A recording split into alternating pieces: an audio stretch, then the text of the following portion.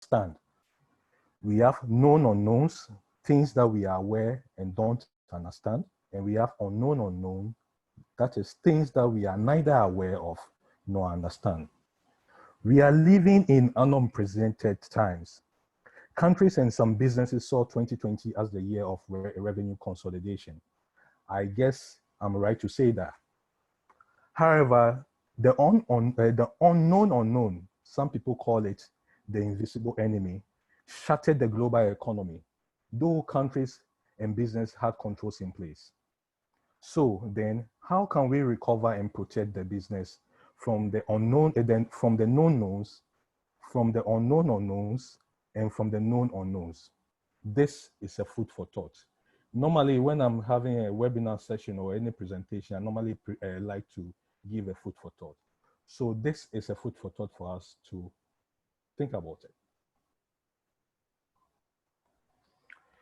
The unknown unknowns, that things that we are neither aware of nor understand. I would like to say something about this particular statement. A lot of people have controls that they've deployed in their organization. I keep on telling executives that when I'm running cybersecurity program for that, you having technical controls is good, but you cannot have absolute security.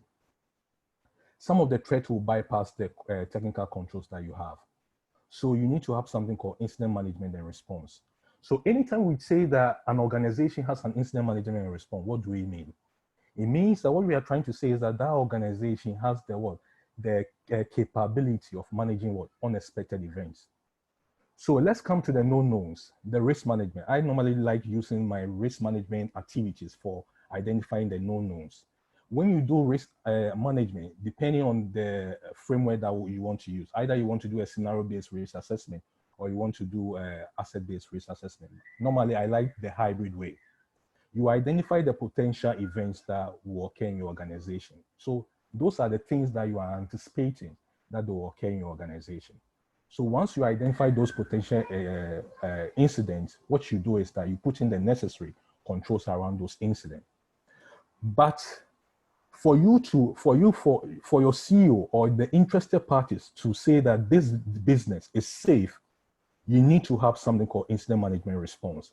It means that if all the controls that we have, the threat is able to bypass it, we should be able to manage those unexpected events. And that is what I call incident management and it's aligned to unknown unknowns. I'll be delving more into the recovery controls, and I'll give you a practical scenario so that you understand the recovery controls. But it's crucial that we understand these two things because people miss these two things. You having incident management response is crucial in your recovery. Normally, COVID-19 has come and we see COVID-19 as, anytime we hear COVID-19, then the first thing that comes to our mind is risk. Always talking about risk. I always tell people, if you are doing your risk assessment, I just don't want to be seeing risk in your risk assessment register. You also need to look at the opportunities. So ISO 31000 does it very well. You look at the risk, you need to look at the opportunities, because when you are sending the risk register to your senior management, they always want to see what the risk, the opportunities that you've also documented. It's not every time that you'll be documenting risk. So I alluded to the fact that the risks are alluded during my initial introduction. But the key things here that we need to look, the opportunity here that we need to look at is digitization. Okay, there are numerous opportunities, but for the sake of this webinar, we'll be touching on the digitization that comes with this COVID-19. So we need to have some kind of controls around the asset that we have in the cyberspace. We'll look at those controls in the next two slides. Now let's look at the recovery controls that we need to put in place, because the recovery controls is what we discussed in the incident management response, but I didn't delve more into it. When you look at the incident management and response, We have something called prevention, preparedness, response, and recovery. It's part of the business continuity planning. And when you look at the business continuity planning framework, we have incident response in there, because when an incident occurs, once you activate your incident response, it means that business continuity or disaster recovery comes into that midst. I want to use this diagram to explain the recovery strategy so that you understand the recovery strategy. A lot of people talk about recovery strategy, and I don't like theoretical stuff. I want us to practically know how to do business continuity and also recovery strategy. So I'm going to summarize everything in this diagram, and I'm going to contextualize it so that you understand it. You are having 100%, the business is operating at 100%, and there's a disruption. Once there's a disruption, key thing that you need to understand is that you need to have our RTO defined. Once you have your RTO defined, because RTO and the MAO are always related to time. Once you have your RTO defined, you need to ensure that your minimum business continuity objective services have also been defined. Because anytime there's an incident and there's a disruption, I should be able to continually deliver services at what? Not an optimal level, but at a low level to what? People that access those services. So your MBCO should be defined against the RTO. So when you define your MBCO, you say that, okay, I'm defining my MBCO, but this is my RTO. So your RTOs can be 5 hours. Once you have your RTO, it means that the period of time for which you need to recover your activities, your services, or resources, that's the period of time. So during that period of time for me to do the recovery and restoration, because I don't want it to extend to the MAO, I need to ensure that I have my minimum business continuity objectives running. And this is what a lot of people get it wrong. Anytime we talk about a recovery strategy, we align the recovery strategy to solve the element, like the recovery point objective, recovery time objective, the maximum tolerable period of downtime, and the minimum business continuity. The key stuff that you need to take away from this webinar is what? The MBCO. Because recovery strategy must be sustainable. Following a destructive event, your recovery strategy must be sustainable. Any recovery strategy that you take must be sustainable until all business processes are back to normal. So if I'm having my MBCO, it means that my MBCO is my recovery strategy. I'm providing services to clients, though that there's a disruption. But at the same time, I need to keep in mind of the RTO that I have here. Because during that time, I need to recover everything. If the thing extends to the MAO, it means that the adverse impact will occur. So relating it to what is happening currently, I want to use the international schools that we have, those that are doing the Cambridge system. So when the disaster happened, when this pandemic occurred, what they did is that they switched on to the online schooling. So the online schooling services, schooling services was providing tuition for their students. Now I'm hearing that they want to push the reopening of schools. I'm talking about the international schools, those who are doing the Cambridge system. I'm hearing that they want to push the reopening of the schools to next year, first quarter, hoping that during that time there will be a vaccine. So if next year, first quarter, it means that it can be first quarter, can be January or February. It means that their RTO is next year, first quarter. It can be January. So let's take it January. That is their RTO. So the online services that the online tuition services that they are providing to their students, that is the minimum business continuity objective. And that thing needs to be sustainable, because you don't want to start something, then later you start and you realize that no, you can't sustain it and you roll back. That's why you need to carefully plan your recovery strategy. So when you take that school, the international school, those who are doing the Cambridge system, that is their recovery strategy. The online schooling that they are doing is the recovery strategy. So as long as the thing is, if they push the thing to next year first quarter, they are willing to take it because they've defined their RTO in there. Unknowingly, they defined it. So practically, I've summarized something for you about recovery strategy and also the business continuity. I don't want to go into much detail about establishing the BCMS, but this is a practical way for ensuring that your recovery strategy is sustainable. Though that you need to have the RPO, RTO, and also the two elements, the maximum tolerable period of downtime and the minimum business continuity defined. It's key for you to do that. I don't want to talk about the churches because my last business continuity program, I use the churches as an example, so I won't touch more about it. But any questions that comes, I can use that as an example. So that's the recovery strategy. If your recovery strategy is not sustainable, this is what is going to happen. You put this signage in front of your business. Sorry, we are closed due to coronavirus.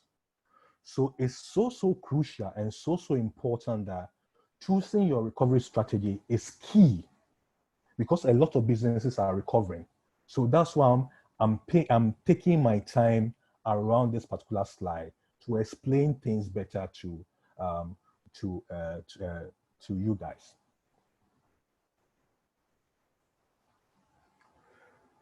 Now let's look at the technical and managerial control.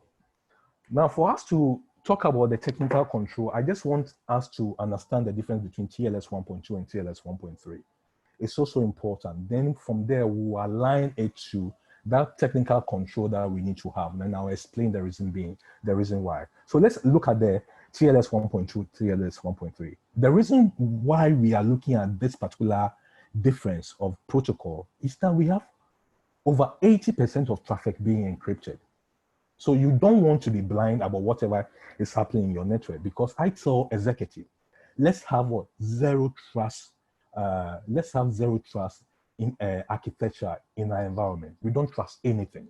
So whatever happens in our network, we should be able to monitor what's happening in our network. Now that we have a lot of people doing teleworking and remote working, that brings a lot of challenges. People are connecting teleworking to your organization, and they are using numerous protocol, TLS and TLS 1.3. When we talk about TLS, what TLS does is that TLS provides three things. It provides confidentiality, it provides authentication, it provides integrity. That's the main thing that TLS provides. So let's look at TLS 1.2.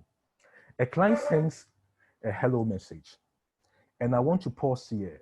I want to give a nugget out. If you want to find out whether your system or your Wintel machine, I normally, because I work with Wintel machine, I can use Wintel machine as an example. If you want to find out whether a Wintel machine supports a particular cipher suite, you just type GP edit on your run command. When you type GP edit, it opens a local policy editor for you. You go in there, you go to the computer node, then you go to the administrative template. When you go to the administrative template, you go to network. You go to the net, sorry, my system went down. You go to the network section. Once you go to the network section, we have something called SSL configuration settings. When you go to the SSL configuration setting, you see the cipher suite for your particular system. So the client wants to communicate to the server. The client sent a hello message. Now the hello message in TLS 1.2 contains options. So what the client is saying to the server that these are the options that I support. I support symmetric encryption, I support AES, or I support this. When it comes to the key exchange, I support Diffie-Hellman, or I support RSA. Okay, so that's what the client is saying. But the hello message contains a whole lot of parameters that I don't want to get into it. So once the hello message is sent to the server said, okay, the server to respond to the hello message. But when the server responds to the hello message, the server will say to the client, okay, you said you support A, B, and C. That's fine. Okay, I'm okay with the cipher suite that you are supporting. But what the server does is that the server sends for a certificate. Certificate is what? A digital information about your system. It contains a lot of information. Now we have different kinds of the certificate. We have the extended validation certificate, we have the domain validation certificate, and we have the organization validation certificate. The extended validation certificate is the one that is on top of the hierarchy. So when you are you are having to do a lot of transaction, you need to use the EVL, the extended validation certificate. But if you are having a site that is more of blog, marketing site or that provide informational site, informational information, then you look at the domain, validation certificate. So it sends the certificate, but the certificate that is sent is not encrypted. The certificate that is sent is not encrypted. It contains what? The public key of the server. So once he sends the certificate, what the client does is that the client generates something called a pre-master symmetric key. That is not the full master symmetric key. The client generated what? A pre-master symmetric key. Now, this pre-master symmetric key that the client generates, the client needs to make sure that that pre-master symmetric key, either using AES or using DES, it depends on the symmetric or encryption algorithm that you are using. When you generate it, it needs to encrypt this symmetric key, pre-master symmetric key. So what it does is that it uses the certificate, because the certificate from the server contains the private key. It uses the certificate from the server to encrypt the private key. Once it encrypts that private key, what it does is that it sends the encrypted private key alongside the public key via the wire to the server. So you see, someone who is monitoring the network will see the public key, but the pre-master private key is encrypted. Now the pre-master key gets to the server, and what the server does is that the server is having what? A private key, a corresponding private key. And if you want to look at, if you want to identify a corresponding private key, where it's located, you can use MMC command. When you are having a Windows system, you can use the MMC command and look out for the local computer, choose the local computer certificate, and you see the associated private key in there. So the server is having the private key, and the server will use the private key to decrypt that particular pre-master key. Once that pre-master key is decrypted, so both entities have the pre-master key, and they can do their HTTP GET, HTTP response. So when you look at it, the round trip for TLS is 4. So we have 1, 2, 3, 4. That's the round trip. This is not the round trip. This one is the HTTP GET and response request that the client initiates with the server. So we have 1, 2, and 3, 4 round trip. And the public key is sent also via the wire. Now let's look at TLS 1.3. TLS 1.3 will initiate, the client will initiate a hello message to the server. When the client initiates a hello message to the server, the hello message of the server, the client initiate contains something called the key share, because there the client has generated what? A private key and also a public key. But the client is telling the server that these are the options that I support when it comes to the cyber suite. But I don't want to support RSA. I want to support Diffie-Hellman when it comes to key exchange. But when it comes to the symmetric encryption algorithm, we can use any option that you can think of. But when it comes to key exchange, I don't want to use RSA, because RSA is not all that secure. I want to use Diffie-Hellman as a key exchange. So what they will do is that the client has the private key, the client has the public key, and it's included in as part of the hello message. Additionally, there's what? A public key attached to it. So the server received that. The server received the key share. The server received the private key from the client in combination to the public key. When you combine the private key of the client and the public key, it's unbreakable because it contains prime numbers. You can't break it. Though that you can break it, but you need a lot of resources, okay? So once the server receives the request, what the server does is that the server will generate a private key of its own. So the server is having a private key, and so the server will pick the public key that the client generates because it was sent. It was put together. It was sent in addition to the key share, and also the kind of key exchange that need to be communicated. So the server combine the public key of the client and the private key of the client, and the server will get what? The pre-master key. So from one trip, the server has a what? A pre-master key. Once the server is having a pre-master key, the server needs to find a way of sharing that pre-master key to the client. We don't want to share our public key certificate. So what happens is that the private key is combined with the public key from the client and is communicated. But when we are communicating the private key and also the public key from the server, and we want to communicate to the client, we send a certificate alongside with. And that certificate, the difference between the TLS 1.3 and the TLS 1.2 certificate here is that this certificate is what? Encrypted. This certificate is not encrypted. So the encrypted certificate is sent to the client. So once the client receives the information, what the client does is that the client picks the public key and does, because they are using Diffie-Hellman as a key exchange, combine the private key from the private key from the server.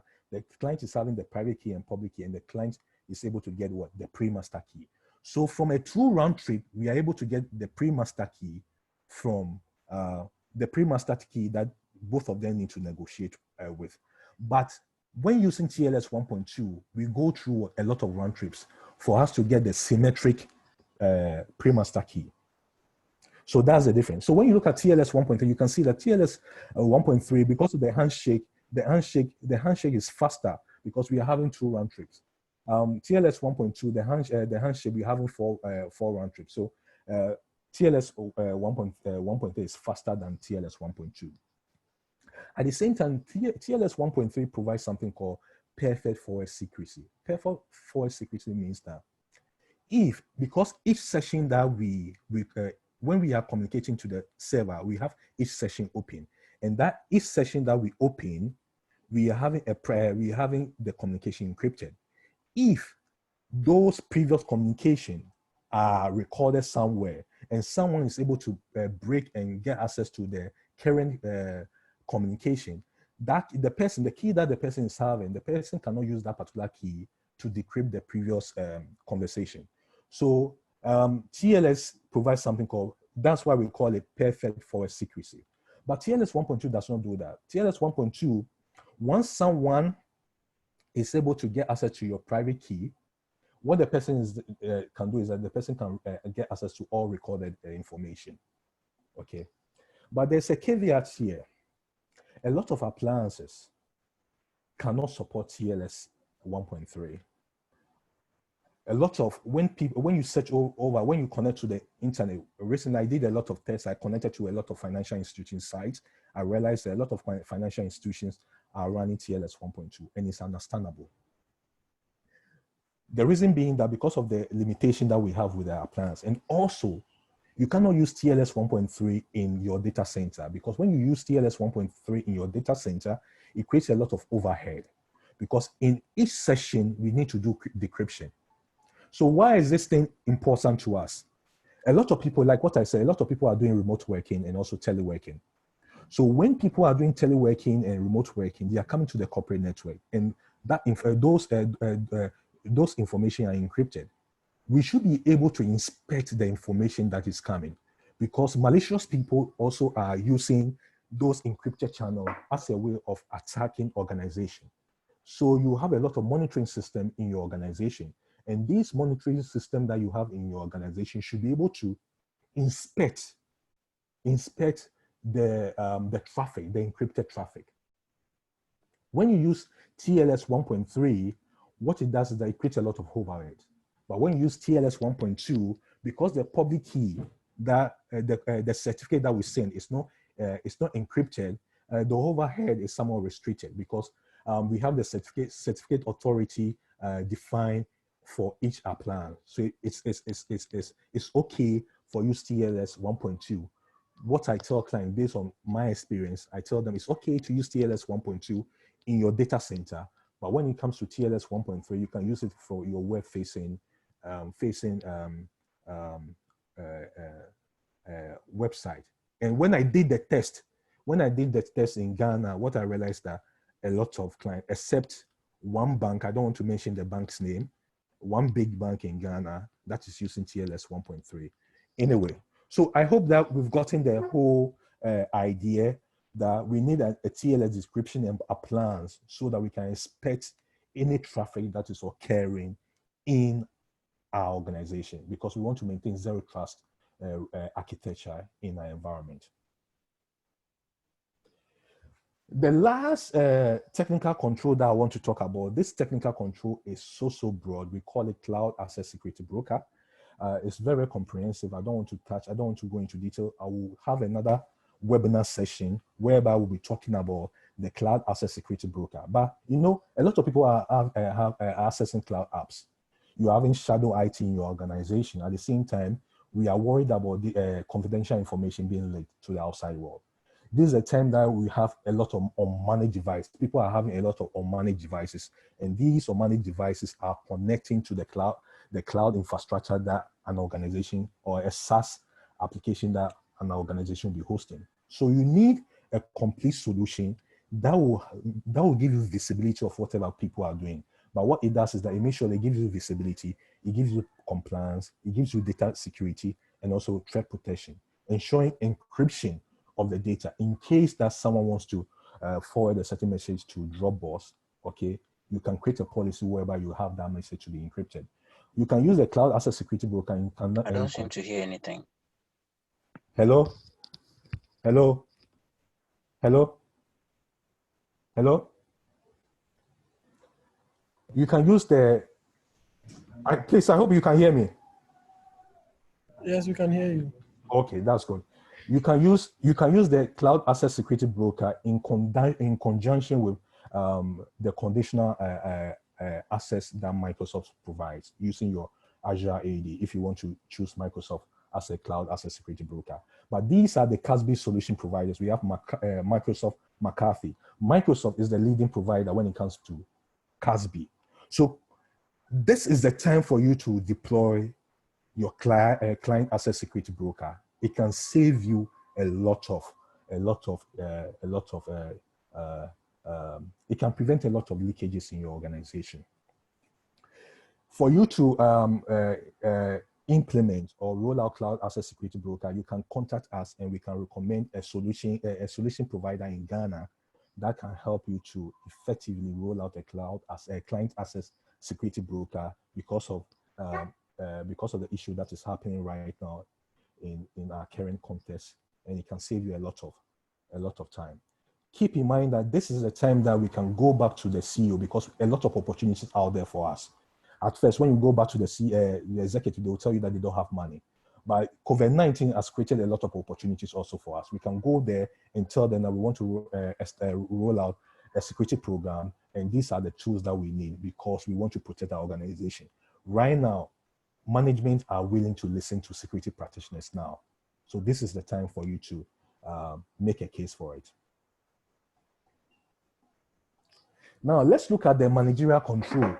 Now, the managerial control using the OSI reference model. We know from our network classing, network 101 class, we know that we have the physical layer, we have the data link layer, we have the network layer, we have the transport layer, we have the session layer, we have the presentation layer, and we have what? The application layer. And these layers, interestingly, they call it the 7 layer. But I realized that we tend to forget about another layer on the left-hand side. Because I'm speaking, it's at my left-hand side. We forget another layer called the people layer. The people layer, when you combine these 8 layers, I call it, we have 8 layers. I added the people layer to it. So to explain to people the essence and the importance of we having the necessary controls around the people layer. So as you know, the physical layer, we have a lot of controls around the physical layer. We have physical access control, we have arrangement of cables to prevent eavesdropping, and we do it unknowingly, okay? We have biometric access when it comes to our data center to prevent people from tampering with the cable. We have trunking and the rest, physical layer. Because at that physical layer, we have the Ethernet protocol at that layer. Then we have the data link layer. At the data link layer, a lot of organizations do MAC address filtering, people have VLAN segmentation, people have IPS, etc. At the network layer, we have IPsec, VPN, firewalls, IPS, etc. we have a lot of controls around all these layers. And even people have Imperva in their organization. They have next generation file, they have IPS, etc., IDS, etc. But we forget the last layer. I put a question mark there. That's the people layer. So what are the controls at this time? When you look at the context that we are in right now, your people layer is so important. You need to find out, you need to put in controls around your people layer. One key control that you need to put in around people layer is the awareness. But people think that awareness is only about changing the culture. But I tell you, awareness is more than changing the culture of an organization. Awareness is also making sure that the people in the organization conform to what due diligence and also due care. Okay, when people are oriented, when it comes to security, the security threats that we have in our organization, they become aware. Though it changes the culture, but also they become more vigilant. Anytime they see something, they take their time before even clicking a link. So they are conforming to the due diligence principle and also due care principle. But what if we have business compromise emails? Because this is the time that a lot of business compromise emails can take effect, and we will have a lot of social engineering. So if we have a business email compromise, it means that an email is coming from someone that is part of your address book. So you trust that person. So it could be that you are cooking or you are doing something because you are working from home. You saw an email coming from your boss. You thought it was from your boss. Your boss told you that to do A, B, and C. You don't read twice because it's a business email. You just click on the link. You have the link embedded in your email client. You just click on the link. Once you click on the link, that's when you start to do A, B, and C.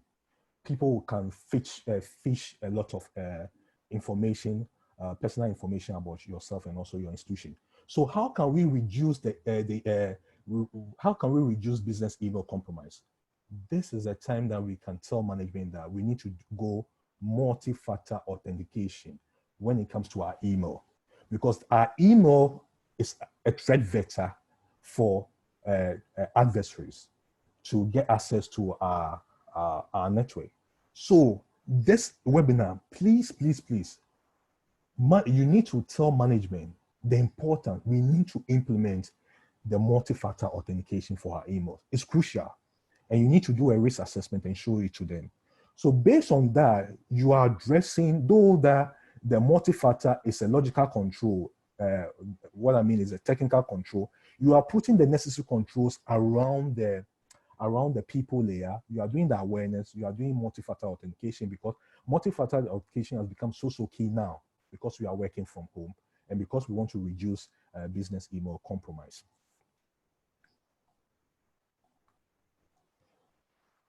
This is my prediction post-COVID-19. And I tell people, anytime I train people, I tell them this particular prediction.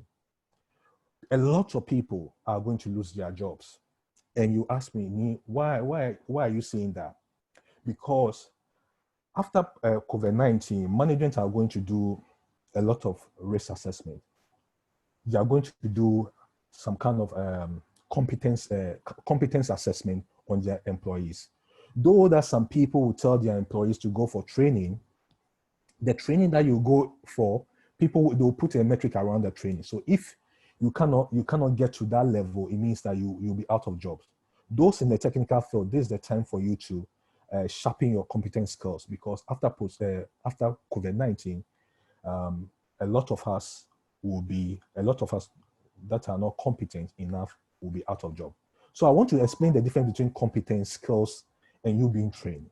When you have gone through the training, when you are trained, it doesn't mean that you are competent, because you can go for training, you can get the knowledge, but you applying the knowledge that you've gotten, you applying the knowledge in your environment, can management will say that yes, this guy is competent. This guy is competent. So the application of the knowledge that you've gotten, that is what we term as someone being competent. There's going to be a lot of digitalization. So I'm foreseeing telemedicine coming up, and also I'm foreseeing electronic voting also coming up very soon. Also, the regulator is going to be doing a lot of enforcement on standards. And I want to touch on this one. The regulator is not going to do paper auditing now. The regulator is going to do risk-based auditing now. So if you think that an auditor is coming, you can just manufacture some kind of information, give to the auditor, the regulator is not going to take it. So the regulator is going to ensure that people have a PCI, people have ISO, people have BCMS. Because I tell people, those paper things that you are doing, it's more of compliance, it's not security. You can be compliant, but you are not secured. Or you can be compliant, but you are not safe. Okay, so the regulator is going to change the way that they regulate companies now. They are going to be stringent on regulation of companies. And also there will be a lot of security practitioners opening. After this pandemic, a lot of openings will be up for security practitioners. ISO 27001 is going to be a hot cake. It's not like you going to be trained on ISO 27001. You should be able to practically understand and implement ISMS in an organization. BCMS too is going to be a hot cake. Cybersecurity is going to be a hot cake. Those standards are going to be, those two standards, and also you having the supplementary guidelines are going to be a hot cake. So you need to understand it and understand it well. So my conclusion when it comes to today's webinar, every organization is totally different. Every organization is different. So what I would advise on an organization to do is do a thread modeling, okay? Do a thread modeling of your organization. Know the interfaces that communicate to, know the interfaces that communicate around the services in your organization and put in the necessary controls around those interfaces. When you thread model, organization A thread modeling model will be totally different from organization B thread modeling. So kind of please do a thread modeling of all your services, because a lot of people are teleworking and doing remote working from home. Now, in Innovare, what we are going to do is that we are going to do a fiscal training starting 13th of July to 17th July. Is going to be from 9 a.m. to 4 p.m. on ISO 27001. If you want to do an online training, also you can get back to the team and the team can arrange something for you. But we are starting our fiscal training that is starting from 13 July and 17 July on ISO 27001. Not only that, we are doing also an ITIL foundation training also starting from next month, 8 July to 10 July. That will be in the morning. That's for online. But for fiscal training, we have 29th to 31st July in the evening. Time is 5 p.m. to 8 p.m. So please, if you have any questions, you can just post it on the chat box and I will answer. This was a brief webinar, but I hope that the webinar has been very, very informative. But you can ask me any question that you want and I'll be happy to answer you.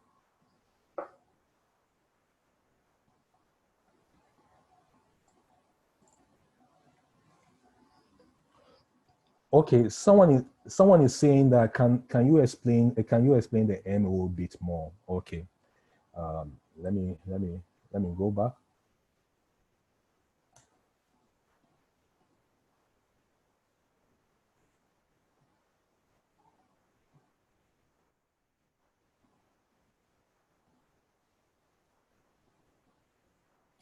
Okay,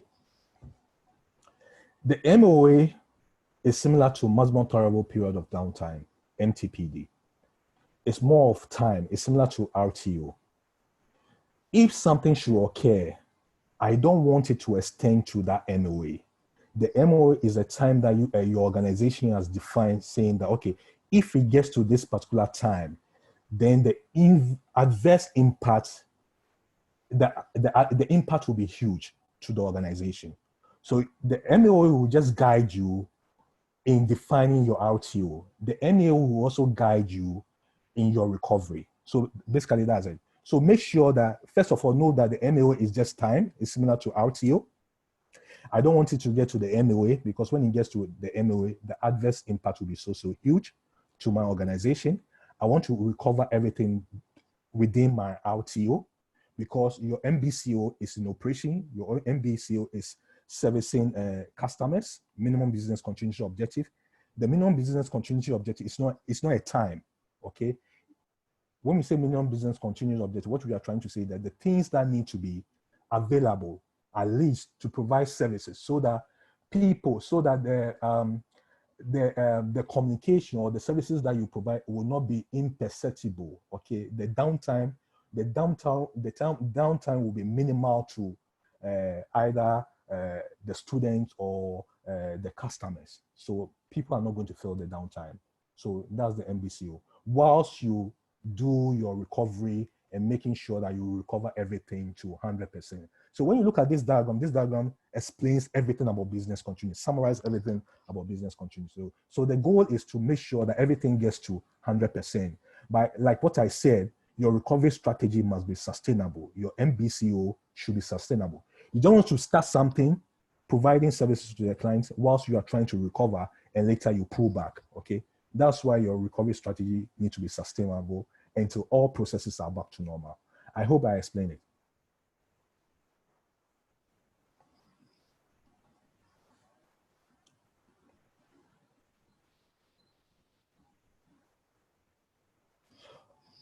Okay, there's another question concerning unknown threats, and I just want to explain that particular unknown, because we need to understand. For you to understand unknown, what you need to know that when you do your risk management or your risk assessment, you've identified your potential events, your potential incident. And these potential incidents that you've identified, you are having controls in place. So you have controls around all your processes. Once you have controls around all your processes, you know that there are things that you don't know, okay? And things that you don't know, and you know that things that you don't know, it can happen. So some people even go further to do some kind of threat. We have something called threat hunting. They go out there. Threat hunting is part of the incident response and management. What they do is that they go out there looking for, because they assume that the threat, the adversaries are in my organization, okay? So there are things that you can't do anything about it. But the ability for your organization, if that thing should occur, the ability for your organization to manage it as agreed in the SLA of your organization, as agreed, because you should have a defined level, like you should have your risk appetite, you should have your risk tolerance. All these things are defined in your enterprise risk management. So anything that is agreed in your anything that is agreed in your SLA, you ensuring that the activities that you do, you are managing those kind of events, because I'm not able to identify the unknown unknowns, because I'm not God, but there should be a way for us to manage these unknown unknowns.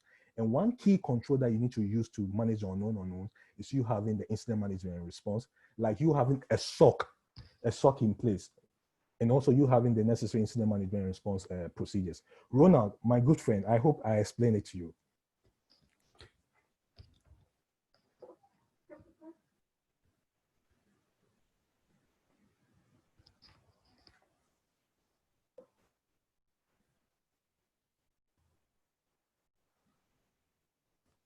Thank you, Ronald. Any question?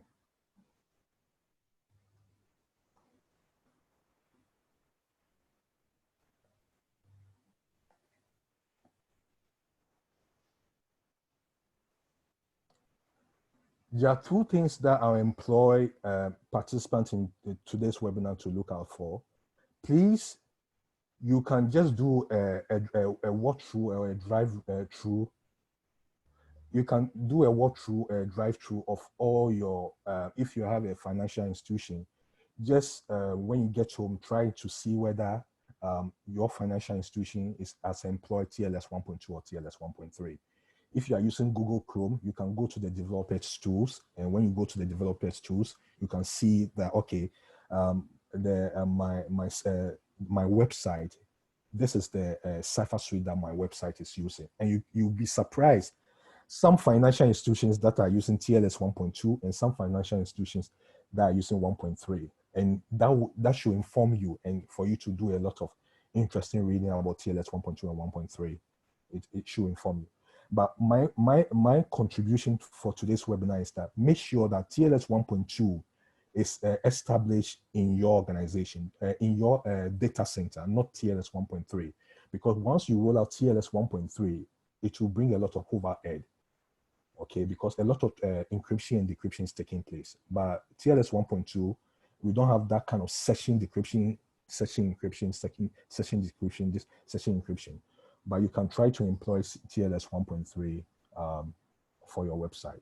Also, I also like to say that try also to ensure, get management to have the client access security broker device installed. A lot of people are doing teleworking and remote working, and this particular technical solution can go a long way in ensuring that your organization, you don't have any confidential information being leaked to the outside world. Also, last but not least, try and get a multi-factor authentication for your emails. It can really, really help you. Victoria, please, I hope that I explained the MAO. Please, are you okay with the MAO? If you are not okay, I can touch on it again. By the way, I summarized the MAO. Okay, thank you. Okay. Okay, I hope, please, is there any other question?